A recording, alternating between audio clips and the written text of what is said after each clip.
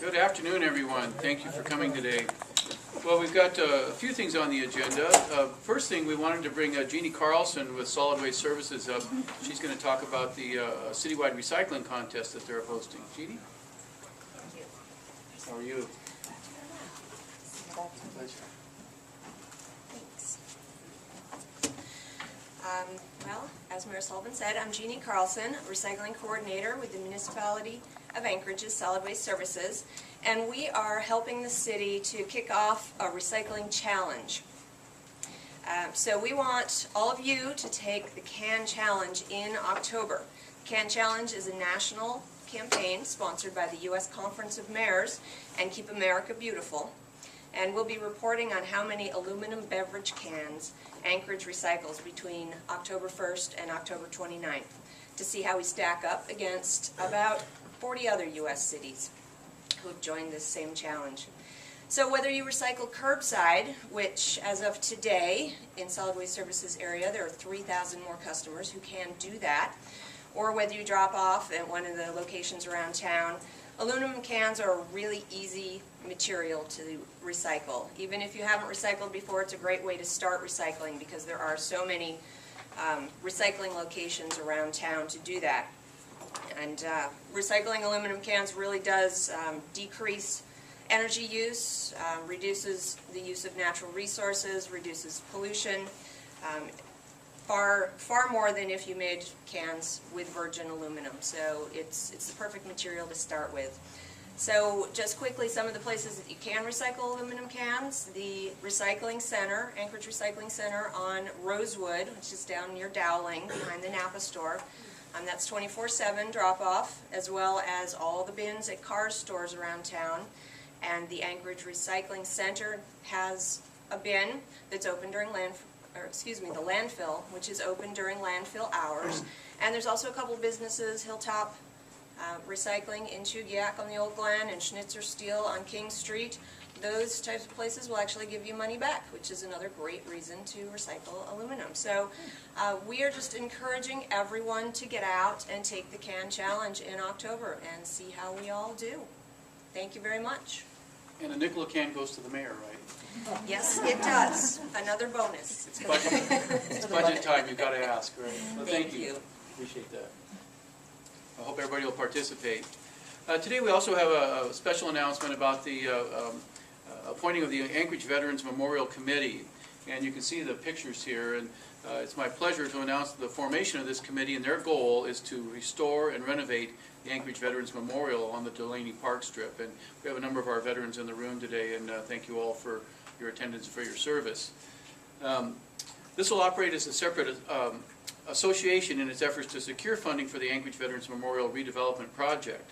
The current Veterans Memorial is deteriorating. It needs renovation. If you've been down there, you can see that it's time for us to step up and spruce up the area and make it bigger, better. We're going to put in, of course, better lighting, better security systems, replace the planting around the memorial. And the project design and other details have been approved by the Municipality of Anchorage's Military and Veterans Affairs Commission, the Parks and Recreation Commission, the Planning and Zoning Commission, and the Urban Design Commission. So it's gone through pretty much all the processes that we can throw in front of a project, and they've made it out the other end, and we're ready to move forward. So today's announcement really just signals our total support for the project and of the committee's fundraising efforts. So we've already received about $450,000 for this project, $200,000 from municipal bonds, and about $250,000 as a direct grant from the state of Alaska. An estimated additional $1 million is needed to complete the project and provide for its ongoing maintenance. So you can see from the schematics what the proposed changes will look like, and we hope that our endorsement of this plan makes this committee a source for interested persons to contact for donation information, fundraising opportunities, and for other forms of support. So we have a press release out on this, and you can see the names of all the committee members, but I want to thank all of them publicly for committing to the project and making sure our veterans are properly recognized. And with that, I'd like to invite Tim Benatendi up to the podium, and along with Tom and Catkin Burton, and Tim's got a presentation to make. Thank you, Tim. Thank you all very much. as you might suspect, our community has a great legacy of supporting veterans and the military community in our state. And this project just simply is the next incarnation of that. We built a memorial on the Park Strip 23 years ago, and over time and with weather and everything else, there are shortcomings out there that need to be addressed. And back then, there was no handicapped access laws, so we were addressing that. So in short, we're going to improve and dress up the Veterans Memorial. We're going to raise money to do so. We're going to tap resources throughout the community, and we invite everybody's interest in this project. It may go 3 to 5 years, but we're going to get it done. And with that, I guess... This is the fun part. Yeah. Since it's primarily a fundraiser, we're greatly appreciative for Mrs. Mary Louise Rasmussen, who is our honorary chairman, honorary fundraising chairman. She, of course, stepped forward with the first major donation, and I would like to acknowledge that. She can't be with us today, but in fact, she gave us a $5,000 check, personal check, and that launches our major fundraising effort. So we're very appreciative to her, and it probably should go directly to our treasurer. We will turn this immediately over to the treasurers, Tom and Beck Atkin, and so I know this will be a great start for the effort. Thank you. Thank you. Thank you, sir, very much. Thank you, Tina. Well, thank you all very much, and again, a great project for the community, and our personal thanks to Mary Louise Rasmussen, or Colonel Rasmussen, as she is known in veteran circles. She was one of the commanders of the WACs back in World War II, and served her country with great distinction, so we're pleased for her support. So with that, again, if you have any questions about the memorial, as Tim mentioned, it'll probably be several years before we reach the goal, but certainly we hope the community will step up and support this. The final thing on the main agenda today is Jerry Hansen is here today to talk about the road construction season. As we all know, we've gotten through a number of months now, very rainy months, so Jerry and his crew had quite the challenges this year in terms of road construction, but they've done a great job, and Jerry Hansen is going to give us the update on all the projects this summer. Thanks, Jerry. I can't believe I did that. Thank you. As I said, I'm Jerry Hansen. I'm with the Engineering Division of Public Works Department.